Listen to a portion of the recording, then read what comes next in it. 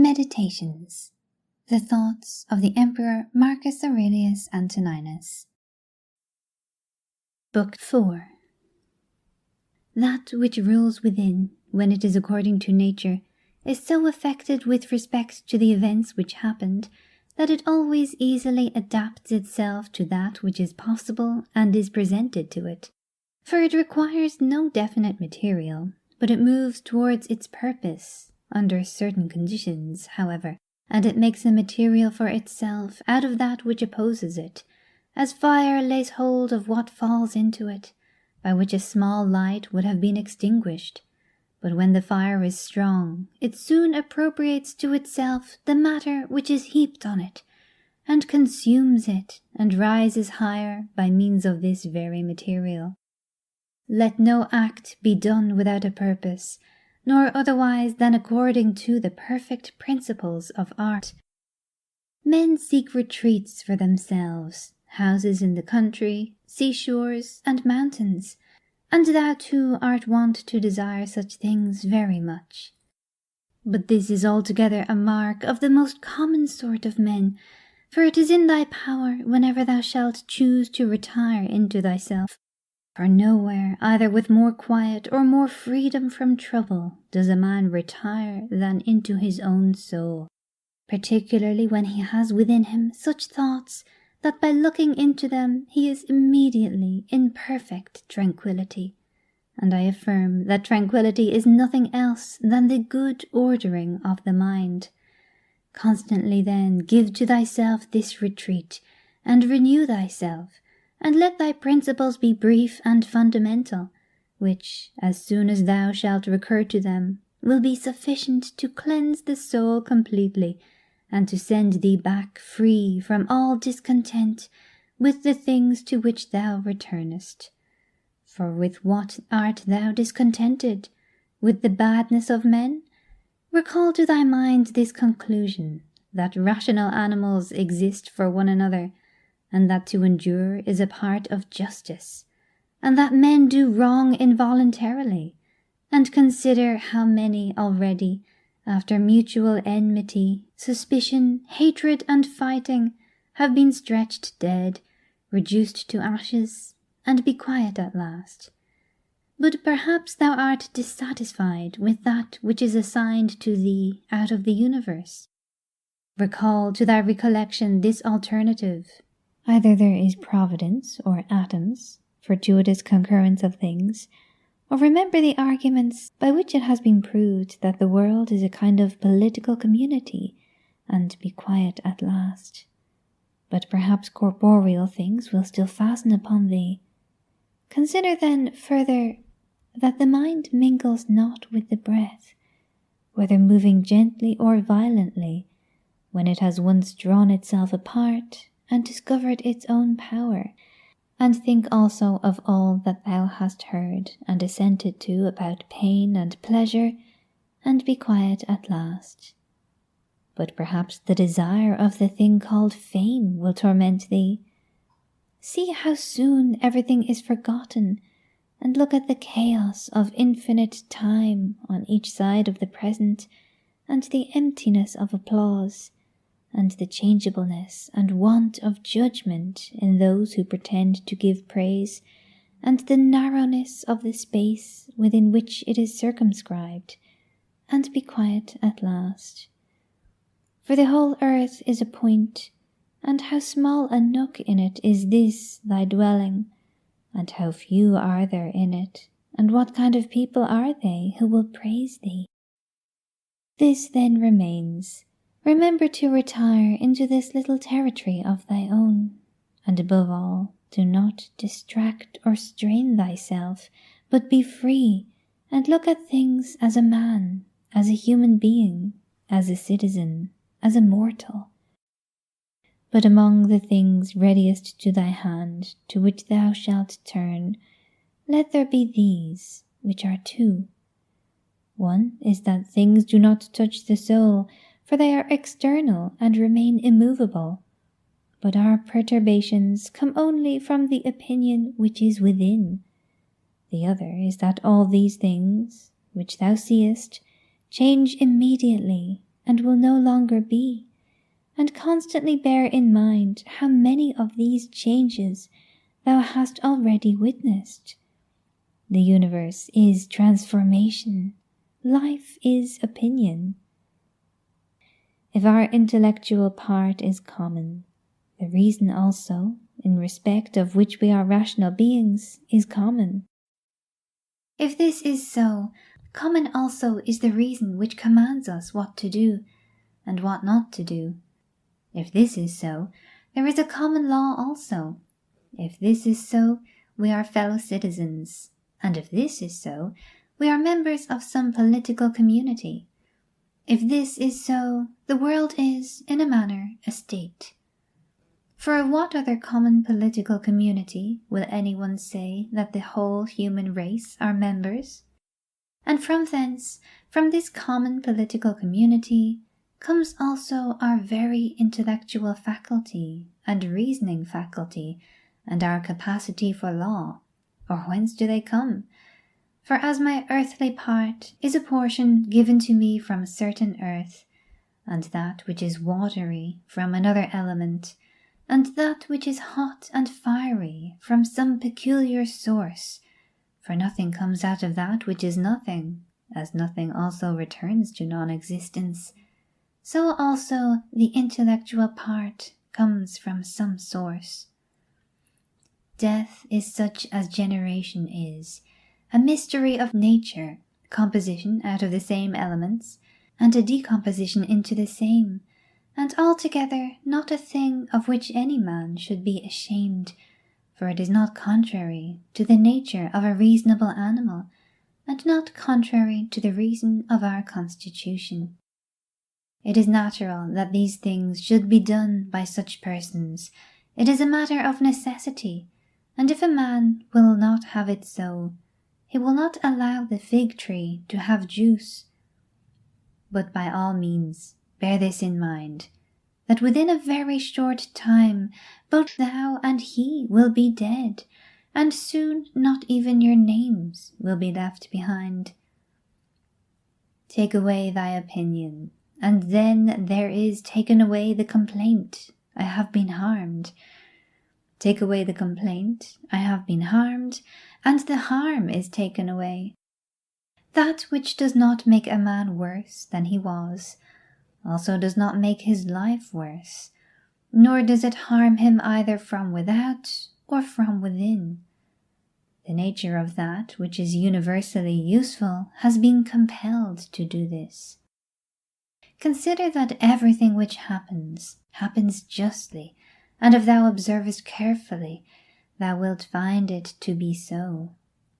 I do not say only with respect to the continuity of the series of things, but with respect to what is just, and as if it were done by one who assigns to each thing its value. Observe then, as thou hast begun, and whatever thou doest, do it in conjunction with this, the being good, and in the sense in which a man is properly understood to be good. Keep to this in every action. Do not have such an opinion of things as he has who does thee wrong, or such as he wishes thee to have, but look at them as they are in truth. A man should always have these two rules in readiness, the one to do only whatever the reason of the ruling and legislating faculty may suggest for the use of men, the other to change thy opinion if there is anyone at hand who sets thee right and moves thee from any opinion. But this change of opinion must proceed only from a certain persuasion, as of what is just or of common advantage, and the like, not because it appears pleasant or brings reputation. Hast thou reason? I have. Why then dost not thou use it? For if this does its own work, what else dost thou wish? Thou hast existed as a part, thou shalt disappear in that which produced thee, but rather thou shalt be received back into its seminal principle by transmutation. Many grains of frankincense on the same altar, one falls before, another falls after, but it makes no difference. Within 10 days thou wilt seem a god to those to whom thou art now a beast and an ape, if thou wilt return to thy principles and the worship of reason. Do not act as if thou wert going to live 10,000 years. Death hangs over thee. While thou livest, while it is in thy power, be good. How much trouble he avoids who does not look to see what his neighbour says or does or thinks, but only to what he does himself, that it may be just and pure, or, as Agathon says, look not round at the depraved morals of others, but run straight along the line without deviating from it. He who has a vehement desire for posthumous fame does not consider that every one of those who remember him will himself also die very soon. Then again also they who have succeeded them, until the whole remembrance shall have been extinguished, as it is transmitted through men who foolishly admire and perish. But suppose that those who remember are even immortal, and that their remembrance will be immortal. What then is this to thee? And I say not what is it to the dead, but what is it to the living? What is praise, except indeed so far as it has a certain utility? For thou now rejectest unseasonably the gift of nature, clinging to something else. Everything which is in any way beautiful is beautiful in itself, and terminates in itself, not having praise as part of itself. Neither worse then nor better is a thing made by being praised. I affirm this also of the things which are called beautiful by the vulgar, for example, material things and works of art. That which is really beautiful has no need of anything, no more than law, not more than truth, not more than benevolence or modesty. Which of these things is beautiful because it is praised, or spoiled by being blamed? Is such a thing as an emerald made worse than it was, if it is not praised? Or gold, ivory, purple, a lyre, a little knife, a flower, a shrub? If souls continue to exist, how does the air contain them from eternity? But how does the earth contain the bodies of those who have been buried from time so remote? For as here the mutation of these bodies, after a certain continuance, whatever it may be, and their dissolution, make room for other dead bodies, so the souls which are removed into the air, after subsisting for some time, are transmuted and diffused, and assume a fiery nature, by being received into the seminal intelligence of the universe, and in this way make room for the fresh souls which come to dwell there. And this is the answer which a man might give on the hypothesis of souls continuing to exist. But we must not only think of the number of bodies which are thus buried, but also of the number of animals which are daily eaten by us, and the other animals. For what a number is consumed, and thus, in a manner, buried in the bodies of those who feed on them. And nevertheless this earth receives them by reason of the changes of these bodies into blood, and the transformations into the aerial or the fiery element. What is the investigation into the truth in this matter?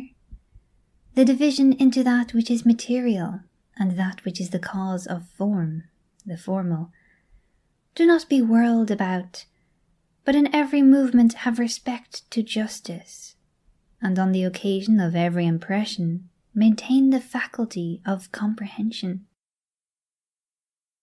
Everything harmonizes with me, which is harmonious to thee, O universe. Nothing for me is too early nor too late, which is in due time for thee. Everything is fruit to me which thy seasons bring, O nature. From thee are all things, in thee are all things, to thee all things return. The poet says, dear city of Cecrops, and wilt not thou say, dear city of Zeus? Occupy thyself with few things, says the philosopher, if thou wouldst be tranquil. But consider if it would be not better to say, do what is necessary, and whatever the reason of the animal which is naturally social requires, and as it requires. For this brings not only the tranquillity which comes from doing well, but also that which comes from doing few things. For the greatest part of what we say and do being unnecessary, if a man takes this away, he will have more leisure and less uneasiness. Accordingly, on every occasion, a man should ask himself, is this one of the unnecessary things? Now, a man should take away not only unnecessary acts, but also unnecessary thoughts, for thus superfluous acts will not follow after. Try how the life of the good man suits thee, the life of him who is satisfied with his portion out of the whole, and satisfied with his own just acts and benevolent disposition. Hast thou seen those things? Look also at these. Do not disturb thyself. Make thyself all simplicity. Does anyone do wrong? It is to himself that he does the wrong. Has anything happened to thee? Well, out of the universe, from the beginning, everything which happens has been apportioned and spun out to thee. In a word, thy life is short. Thou must turn to profit the present by the aid of reason and justice. Be sober in thy relaxation. Either it is a well-arranged universe, or a chaos huddled together, but still a universe. But can a certain order subsist in thee, and disorder in the all? And this too, when all things are so separated and diffused and sympathetic.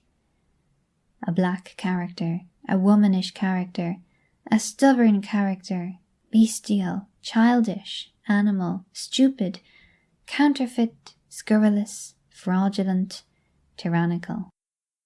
If he is a stranger to the universe, who does not know what is in it, no less is he a stranger who does not know what is going on in it. He is a runaway who flies from social reason. He is blind who shuts the eyes of understanding. He is poor who has need of another, and has not from himself all things which are useful for life. He is an abscess on the universe who withdraws and separates himself from the reason of our common nature through being displeased with the things which happen. For the same nature produces this, and has produced thee too. He is a piece rent asunder from the state, who tears his own soul from that of reasonable animals, which is one. The one is a philosopher without a tunic, and the other without a book. Here is another half naked. Bread I have not, he says, and I abide by reason, and I do not get the means of living out of my learning, and I abide by my reason. Love the art, poor as it may be, which thou hast learnt, and be content with it, and pass through the rest of life like one who has entrusted to the gods with his whole soul all that he has, making thyself neither the tyrant nor the slave of any man. Consider, for example, the times of Vespasian. Thou wilt see all these things, people marrying, bringing up children, sick, dying, warring, feasting, trafficking, cultivating the ground, flattering, obstinately arrogant, suspecting, plotting, wishing for some to die, grumbling about the present, loving, heaping up treasure, desiring consulship, kingly power.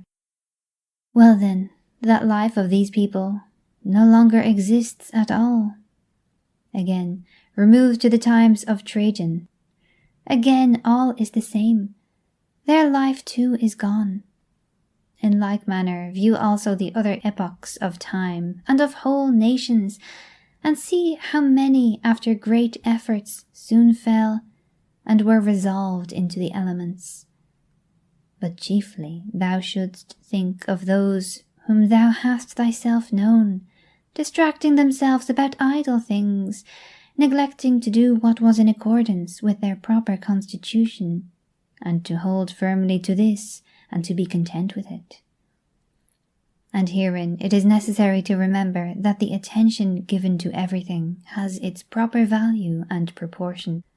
For thus thou wilt not be dissatisfied, if thou appliest thyself to smaller matters no further than is fit. The words which were formerly familiar are now antiquated. So also the names of those who were famed of old are now in a manner antiquated.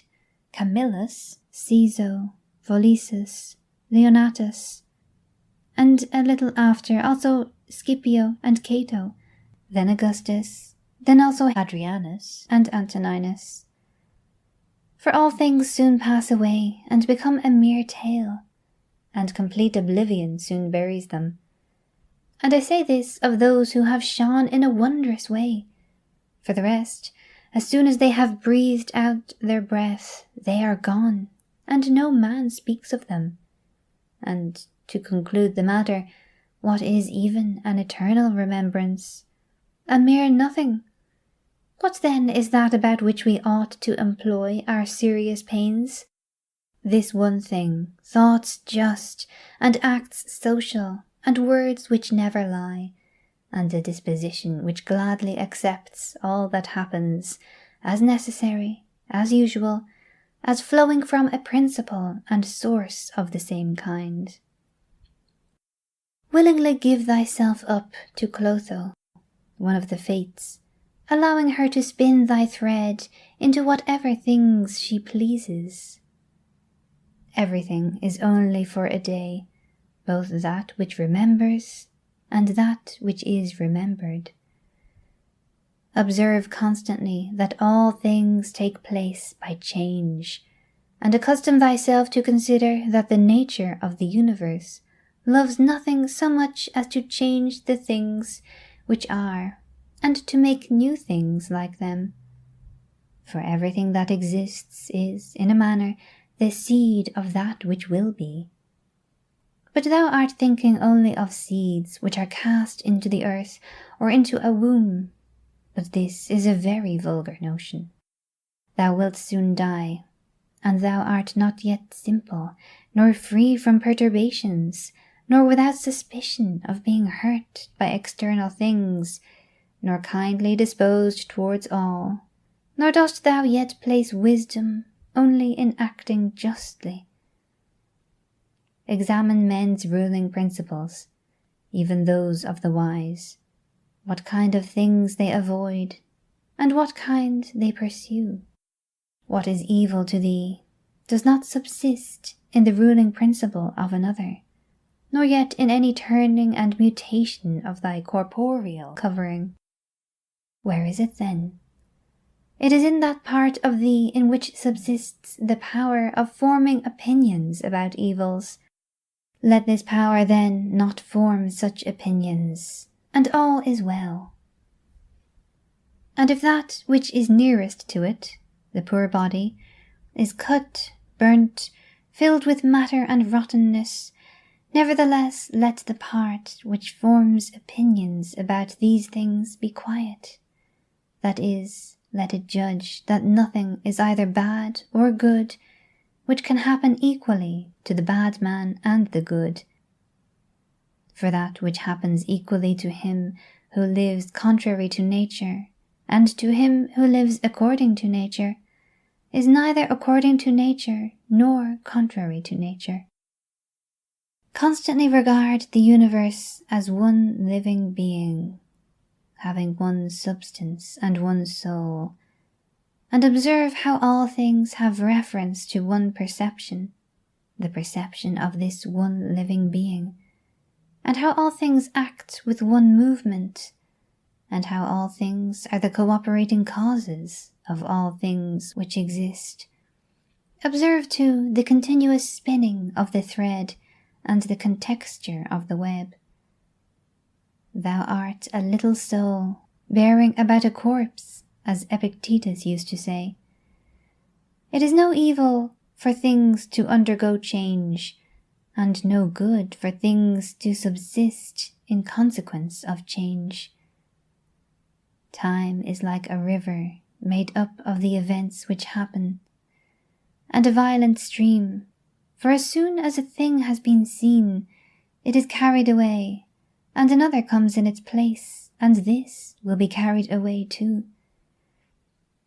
Everything which happens is as familiar and well known as the rose in spring and the fruit in summer, for such is disease, and death, and calumny, and treachery, and whatever else delights fools or vexes them. In this series of things, those which follow are always aptly fitted to those which have gone before, for this series is not like a mere enumeration of disjointed things, which has only a necessary sequence, but it is a rational connection. And as all existing things are arranged together harmoniously, so the things which come into existence exhibit no mere succession, but a certain wonderful relationship.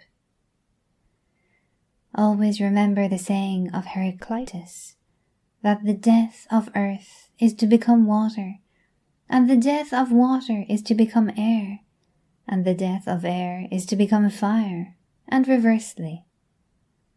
And think too of him who forgets whither the way leads, and that men quarrel with that with which they are most constantly in communion, the reason which governs the universe, and the things which they daily meet with seem to them strange, and consider that we ought not to act and speak as if we were asleep, for even in sleep we seem to act and speak, and that we ought not, like children who learn from their parents, simply to act and speak as we have been taught. If any god told thee that thou shalt die tomorrow, or certainly on the day after tomorrow, thou wouldst not care much whether it was on the third day or on the morrow, unless thou wast in the highest degree mean-spirited, for how small is the difference? So think it no great thing to die after as many years as thou canst name, rather than tomorrow.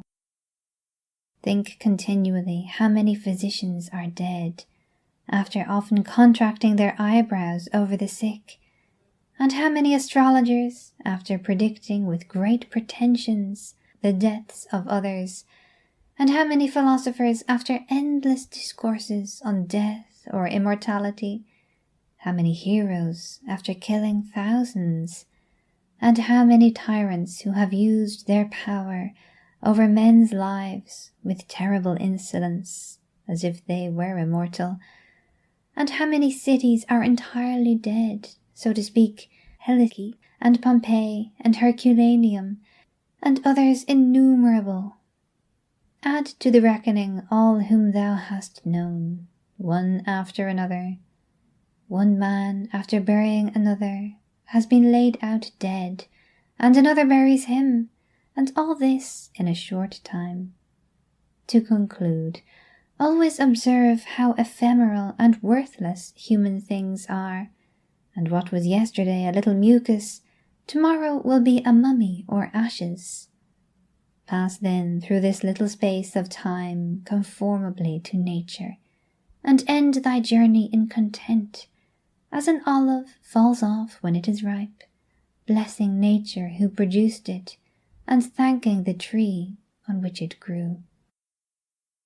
Be like the promontory against which the waves continually break, but it stands firm and tames the fury of the water around it. Unhappy am I because this has happened to me? Not so, but happy am I, though this has happened to me, because I continue free from pain, neither crushed by the present, nor fearing the future. For such a thing as this might have happened to every man, but every man would not have continued free from pain on such an occasion. Why then is that rather a misfortune, than this a good fortune? And dost thou, in all cases, call that a man's misfortune which is not a deviation from man's nature? And does a thing seem to thee to be a deviation from man's nature, when it is not contrary to the will of man's nature? Well, thou knowest the will of nature. Will then this, which has happened, prevent thee from being just, magnanimous, temperate, prudent, secure against inconsiderate opinions and falsehood? Will it prevent thee from having modesty, freedom, and everything else, by the presence of which man's nature obtains all that is its own? Remember too, on every occasion which leads thee to vexation, to apply this principle, not that this is a misfortune, but that to bear it nobly is good fortune. It is a vulgar, but still a useful help towards contempt of death, to pass in review those who have tenaciously stuck to life. What more then have they gained than those who have died early? Certainly they lie in their tombs somewhere at last. Cadicianus, Fabius, Julianus, Lepidus, or anyone else like them, who have carried out many to be buried, and then were carried out themselves. Altogether the interval is small between birth and death, and consider with how much trouble, and in company with what sort of people, and in what a feeble body this interval is laboriously passed. Do not then consider life a thing of any value, for look to the immensity of time behind thee, and to the time which is before thee, another boundless space. In this infinity, then, what is the difference between him who lives 3 days and him who lives 3 generations? Always run to the short way, and the short way is the natural. Accordingly say and do everything in conformity with this soundest reason. For such a purpose frees a man from trouble, and warfare, and all artifice, and ostentatious display.